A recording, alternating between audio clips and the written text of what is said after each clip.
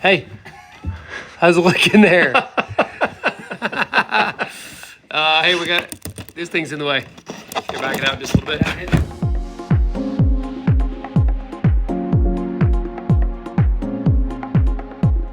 We've got some studs installed here that we're going to clip at the angle in just a minute, and we're also in the process of framing in between the stairway and the ceiling and boxing in under here where there's no flooring. We got to box that back in like it was.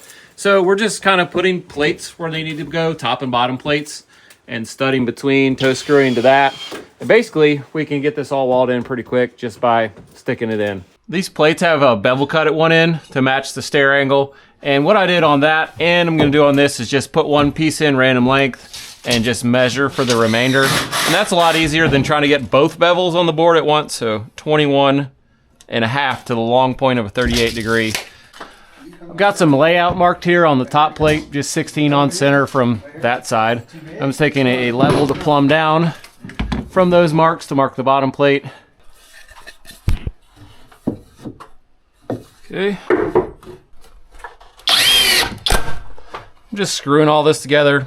That'll help basically hang this stringer from this girder up here. This was a little bouncy just because it's only the 5.5 of it remaining down there.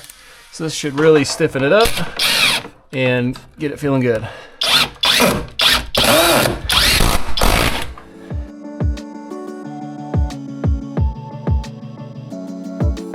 Found it between the bottom step and the landing. I thought it might be under the tub, but I'm glad you found it. And you guys, looks like, are cutting the bottom stringers. I got this thing. Looks crazy.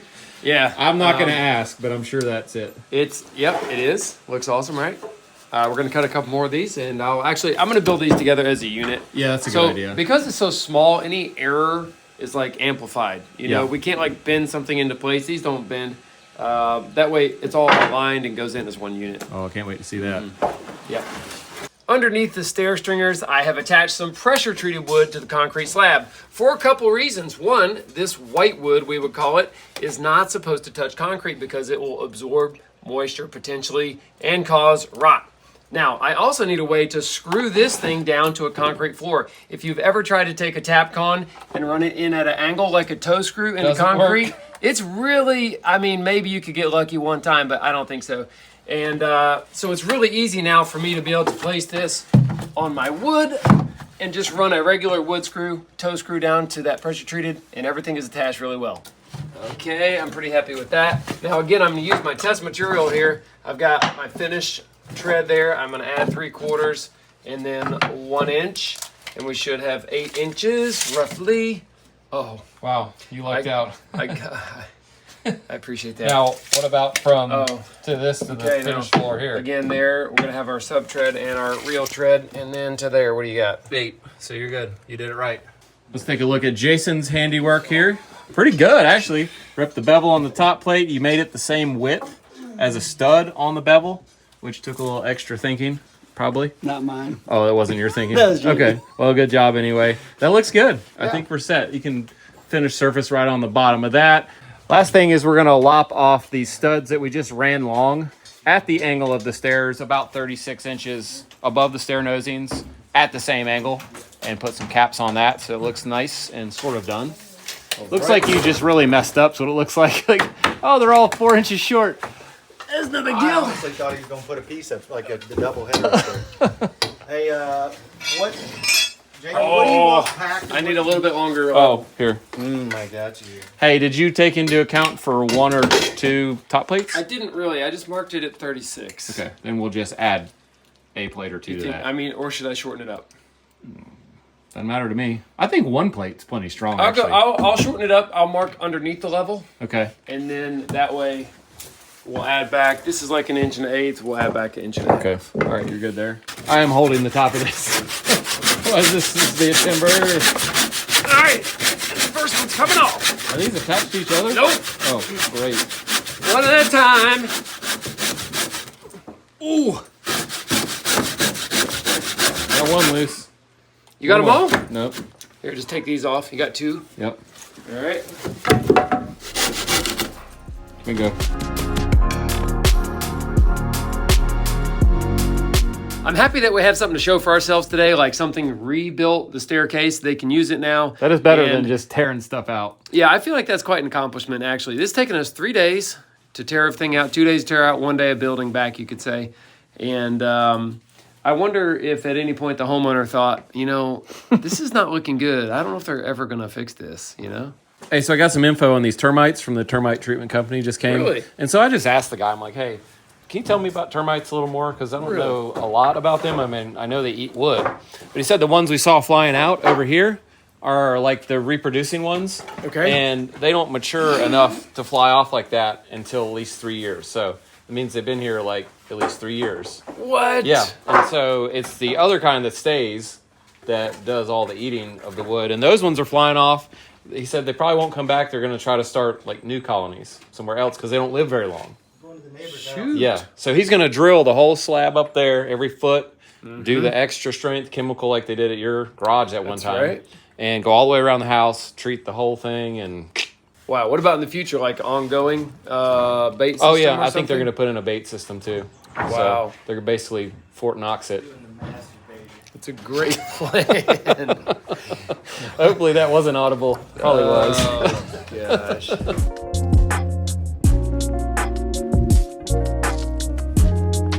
We're beginning to think about the finished surfaces here inside the stairwell because the framing is mostly done. And our next step is going to be drywall. And believe it or not, we might actually hang the drywall.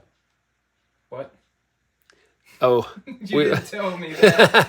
we might hang the drywall. We don't hang drywall, but we might. All right, this wall behind me here has 1/2-inch drywall on it, and everything lines up. The framing is great. We can just totally do this without anything special happening. The other wall, however, has like a little bit of a ledge right here, almost a 1/2-inch, not quite. And the old finished material that was paneling used to run across this drywall and over the framing, and that was lined up pretty nicely. But Ray has had a great idea about how we can fix this up and have it all in one surface. What do you think? Yeah, so what we're going to do is we're going to buzz this line, level line across this piece of drywall, and then rip some tapered strips that'll go on each stud to make it tapered all the way to here. Okay, so we're just gonna remove all this bad drywall and feather it out. Yep. Now, do you think we'll see that when it's done, or you think it won't be noticeable? I don't think it'll be too noticeable. Not to the untrained eye. It'll be better than just slapping drywall on here and calling it good. I agree. All right, I hope you can cut shims really good. I hope you can finish drywall really. Like Ray was saying, we're going to remove the drywall up about 3 feet so that we can cut a really long shim and basically spread out the problem enough that you don't notice it. Now, you could even just drywall straight across this, and the drywall itself would kind of do the thing that we're talking about, but there would be hollow places behind it. And the only reason I care about that right here is that this is the handrail wall. So if you screw a handrail bracket to the wall where there's a gap behind the drywall to the framing, even if it's like 1/8 of an inch, it will pull the drywall tight to the framing and probably pop the nails all around that area or even crack the drywall, which I have done before. So we want to prevent that and make sure that everything has got solid, tight blocking behind it so that we don't cause more problems when we're about to leave.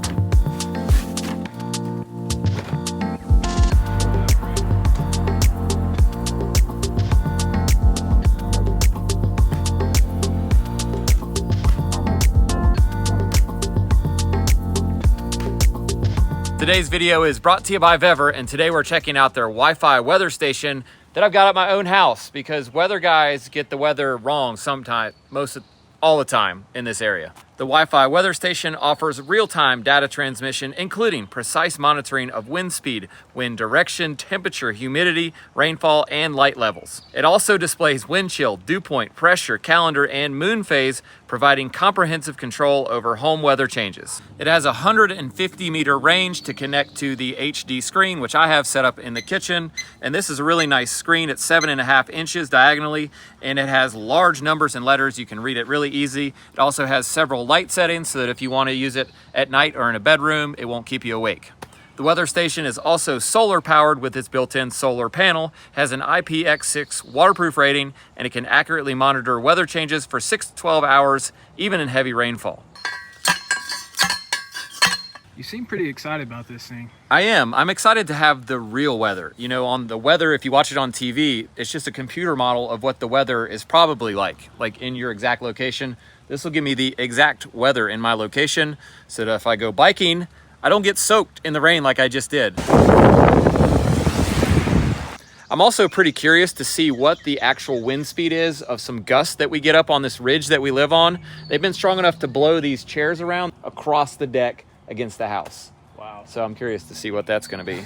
The station also offers real-time weather upload through your Wi-Fi. I'm going to be set up on Weather Underground, but it also uses Weather Cloud. So you can be your own station on those different websites and broadcast your weather settings to help other people out around the area. This weather station was very affordable, only $100.99, including the screen. And if you want to get your own weather station, just click the link down in our video description below the video and use code VVPRO. You'll get an additional 5% off of that price. And also check out the links for the Vever activity of the month down there as well. Thank you, Vever, for sponsoring our video. Let's get out of the rain. We're doing a little bit more framing here at the bottom of the staircase. This is a little wall that's going to have a handrail attached to it, and this wall needs to be really stiff so that you pull on the handrail and it doesn't wiggle the whole wall. In order to get some strength into this thing, we decided to use a giant piece of angle iron that's bolted down to the concrete and screwed into the post. That will add, I think, enough stiffness to let it pass. Like so. Ray was over here putting it on the floor. You put some down inside the hole too? No. Yes. Yeah, you do.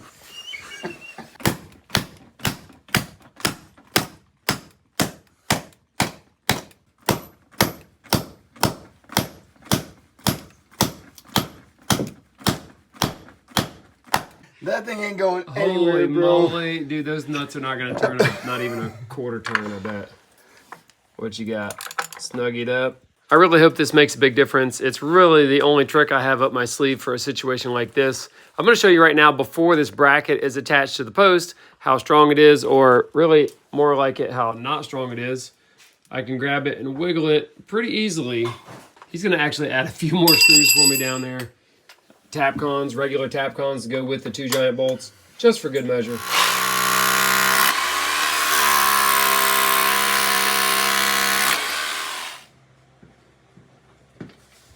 Finally made it to work today, and I'm checking out the guys' work.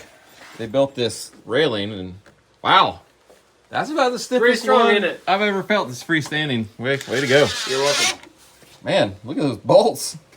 You guys weren't joking around. 6-inch bolts down in the concrete. All right, I'm sure you videoed something about that. We did a little bit. Jason beating them in with a I put the fucking sledgehammer. hammer down on this. Okay. They got about halfway, and we realized it wasn't going good.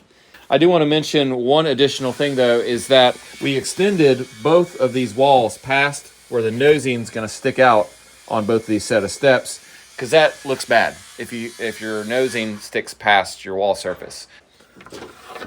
Wow, I like that red. Take the line. I like that red. Dude! Here's our final bit of framing for these stairs, handrail blocking, and I don't know, are you just going to block it solid? I think so. I think that's the only safe thing to do here. Whether we put it up or somebody else. See, I don't know if we're going to come back and do it or not. So Yeah, if you block it solid, then anybody can do it. that's what You I can't want. miss. I want it to be impossible to miss. Although we've tried that and still missed, right? Yeah, that's a true story. I have a dream that one day we'll put sheathing on the entire inside of a house. You know? What do you think? I mean, it would be great for Yeah. screwing things to the walls. If you had to build a little wall like this and make it strong and stiff without using a metal bracket, there's 2 things I was thinking of as methods that would work. One is to make this wider, if possible. The wider this is, the larger the anchor point in every location, and it would give more stiffness. Yeah. Let's exaggerate. Let's just say you build out of 2x12. Yeah. You can imagine that that's not going to move side to side No, much. it'd be pretty strong. At some point, you could scale it back until you achieve the stiffness that you needed without going crazy. Okay, that's one thing. Another would be to actually put sheathing on the side of this wall on this side, actually, that laps over the end of this right here. Yeah. And that would lock it in. Now, we talked about like whether drywall would do that or not. And I think it might for a little bit, but if somebody really hit it hard, it would just crack the drywall and that's game over. So a piece of sheathing like 3/4 with some adhesive and some screws running in it. Yeah, that would do a lot. I believe that would give it equal strength to what we achieved right there, but that does mess up your wall thickness if it matters. Yeah. One last thing, if you can run through a floor system, if it's like a frame floor, you could obviously run through the floor and screw or bolt to the framing below. That'd be the last way I'd say you could do it. Can't do that here though. It's concrete. We would have to start digging. I need to be out.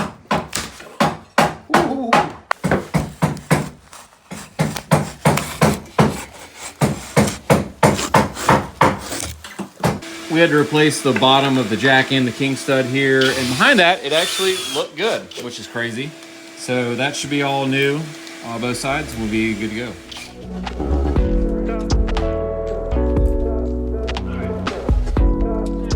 Are you gonna have to notch it to where it drops beside the floor there? So we're about 3/4 high. Yeah. Now, Do you want me to try and trace the flooring onto the door jamb or something? They're gonna have to cut the bottoms of the jamb off on this door because the old one slotted in down to the subfloor. Normally they'd sit on top of the flooring, and the top is framed for it going down to the subfloor. So we're gonna have to modify this door jamb and the door. Oh man, it is so tight.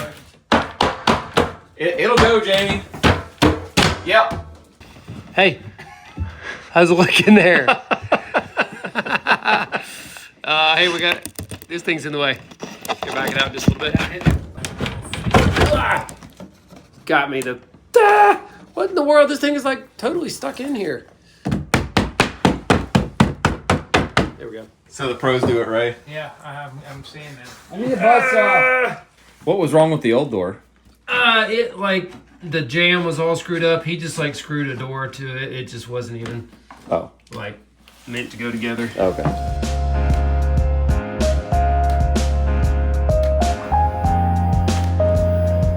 We've got our jamb installed. We're gonna cut the door so there's a gap underneath. But I wanted to point out that this is a split jamb door, meaning that it's split. It comes in two pieces. The face trim is installed on both sides and fastened to the jamb.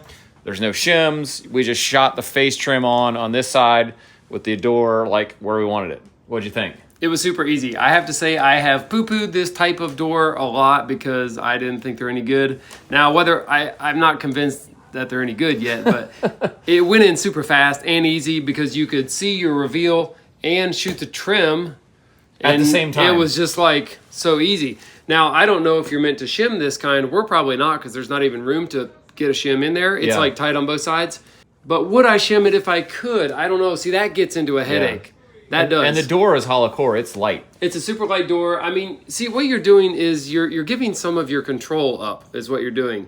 Like, for example, the reveals on this piece of trim aren't exactly what I would do, but I'm not going to tear it all apart and fix it because it's already looking good enough. It might be a great option for a homeowner type person if you want to replace a door, because that was not even hard. It wasn't. I'm very happy, but would I do it at my house? Yes, I would. The most brilliant feature, really, though, about this type of jamb is the slip feature where it can accommodate a range of wall thicknesses. Yes. I'm not sure exactly how much, but if your wall is a little fat or a little thin, guess what? You'll can never adjust. know, Yeah. and you don't have to rip the jamb to any particular specific. thing. And guess what? What if it's tapered? What if it's fat at the bottom and skinny at the top? It'll account for that. Yes, we have spent a lot of time like doing crazy things to face trim to make up the difference for a wacky wall finish material thickness or all kind of stuff. You know what? The problem is I have a problem, okay? And I don't know what it is, but it's like I don't want to like it. That's the problem, right? Because I want to do the thing one board at a time. No, I was just gonna ask why we never do that. Yeah. Well, it's because I don't know. want to like it. But Here's the one problem, all right? The reveal, it all comes pre-assembled with the face trim. The reveal on the face trim is not perfect, all right? So we got like a quarter here. We got like 5/16, closer to 3/8 there. We got like closer to 3/16 there and there. So you're giving up a little control on You also your... don't use that trim. Can't you get it? Yeah. Can't We you get typically it don't. without No. the trim? I don't know if you can get Split a jam split jam without without a trim. trim? I didn't see one at Lowe's. I mean, You probably could Jennings? somewhere. I think we should start getting split jams. Is all I'm saying. it makes. I don't know. This is going to be to be continued here. We can't base everything we've ever known off of one door, right? He was against battery-powered guns for a while. Oh, too. And that- we won him over. So. Yeah. So this will eliminate any time the drywall is in or out. Or a year so Exactly. 5 minutes ago on Yeah. that one, but yeah. I wish I had them.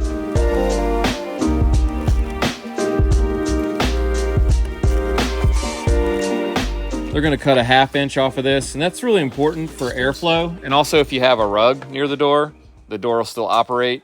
And most heating and cooling systems are actually made to have your doors with a gap and kind of breathe between rooms. If you got a room where your door is like tight to carpet in most houses, that room's going to be like really hot or really cold or something stupid. Even though this is hollow core, there is solid material at the bottom and the sides for a certain width so that you can trim it.